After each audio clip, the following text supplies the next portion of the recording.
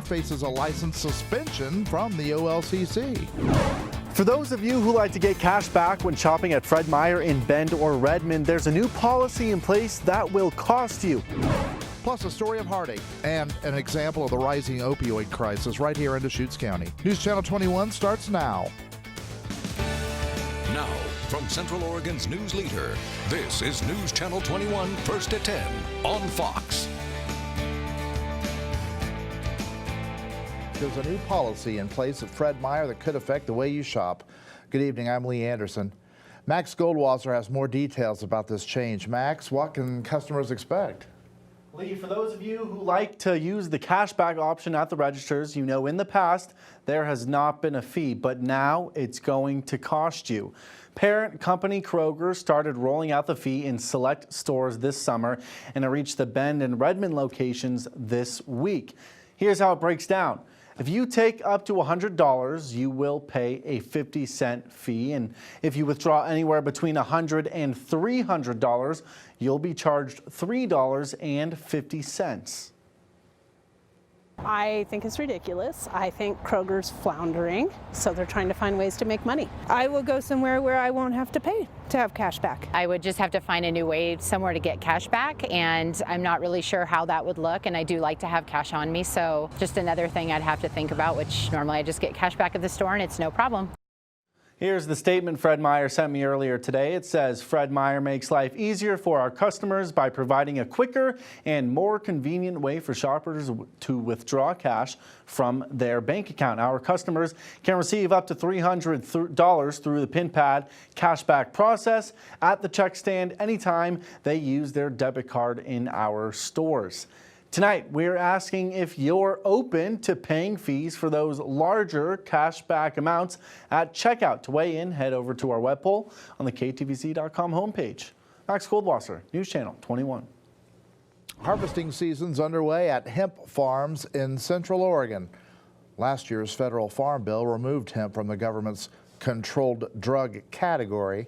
That's led to an industry boom here in Central Oregon, where hemp's a high return crop. Crook County Judge Seth Crawford says the industry's rapid growth has local governments struggling to keep up. It's really new, and as always, Crook County is business friendly, and we're going to work and move as fast as we possibly can. But this was kind of a unique situation where it's kind of the Wild West. Nobody's really done it before. Hemp can be used to make a variety of commercial and industrial products, including biofuel, bioplastics, clothing, and paper. Oregon State University also has the nation's largest hemp research center, as we first reported back in June. An appeals court has granted a temporary stay against the ban on flavored nicotine vaping products in Oregon. That ban took effect Monday. It remains in place, though, for THC vaping products. A Bend marijuana dispensary faces a fine or license suspension from the Oregon Liquor Control Commission. The Herb Center on Northeast Division Street accepted responsibility for violations found in a February inspection. They include failing to enter data in the state's cannabis tracking system. The business will either pay a $7,900 fine or serve a 48-day license suspension later this year. The new owners of a popular Prineville bar have won their liquor license back. You might recall this summer when we told you the Oregon Liquor Control Commission pulled the Horseshoe Tavern's liquor license for a second time. The nearly 80-year-old tavern has had issues over the years. Now Cody Suing and Chris Powell are busy with renovations. They hope to be back open for business, including the taps, early next month. As Powell tells us, quote, "You just have to roll with the punches." It's the 16th annual Bend Venture Conference happening this week. Companies share their concepts and ideas in front of hundreds of entrepreneurs, investors, and business leaders. The goal is to get people to invest in your idea as well as gain valuable feedback. More than $10 million have been invested in 38 companies at the event, and that's just in the past 5 years. But the reason why we're having an event like this in Bend, Oregon is to create a home field advantage for companies here that we're trying to help. So we're bringing the investment dollars, the investors, and other companies which are their competition here to Bend, Oregon. More than $10 million have been invested in 38 companies at the event. That's just in the past 5 years. Tickets are on sale if you want to catch tomorrow's presenters. A new Oregon travel campaign features an illustrated book highlighting different regions around Oregon.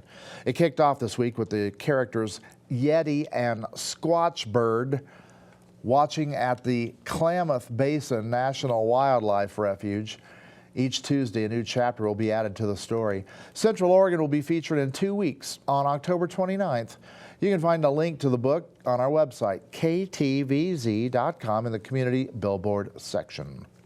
Some showers are pushing into Central Oregon tonight, and Emily says tomorrow looks mainly dry, but the beginning of the weekend will be wet. She says snow in the Cascades and rain here on the high desert. Emily? Well, Lee, it's that time of year where we're seeing the snow for the highest elevations, but we're seeing more wet precip for the lower elevations like Central Oregon. But right now we're seeing some mixed showers up in the Cascades. You can see Century Drive through Mount Bachelor actually making out the tracks here from the car. So we're looking at a little bit of snow up through Cascade Lakes Highway. But Santiam Pass is seeing more mixed showers, but some rain there down to pass level. Also Willamette Pass, Government Camp 2. So pretty wet up in the mountain passes. And it's been wet for Central Oregon now this evening. We've been seeing some rain showers here east of the Cascades. The Cascades, again, looking at more snow up in the highest elevations.